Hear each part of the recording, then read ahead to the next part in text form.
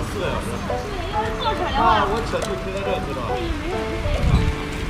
哎，如果说不坐车租的话，都下午5、6点才到一个。你给他拿个手套，拿个手套吧，给你。滚！哎，老婆，这个小不行。这个上月工的，这小公猫。这个能长大吗？这个能长多大5斤左右。啊？能长5斤左右。长5斤左右。对。我原来喂过比熊。哦，比熊听过挺好的。所以呢，我要喜欢比熊，比熊我养过。啊，它头反正比较可爱，这种比熊。哎，这个这个上月工的特别好，这个。行吧？对。哎，他喜欢，他还能长大了，真的。毛片呢？我不喜欢这个拿个小的这个。完了，我喜欢狗，我不喜欢。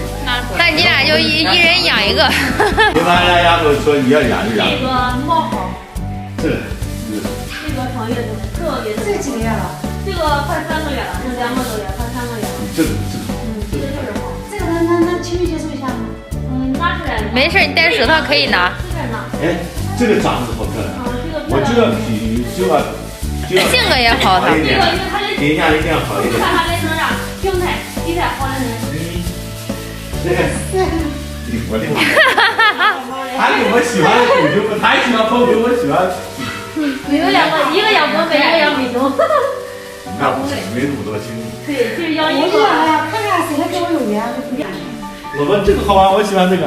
看吧，你走一轮谁都给你看吧。啊，这个有都打过了吧？啊，对，这个打完了这个针，就像个小球一样。对，让人球球。我要这个。这个是双月公的，成年之后特别这个全马。不是，这个最多长4斤。啊，这个4斤，对呀。比它小一点。对呀，小一点。其实比熊大一点好看，你知道吧？它毛多，口感好，就是长得特别漂亮。比熊我不喜欢大的。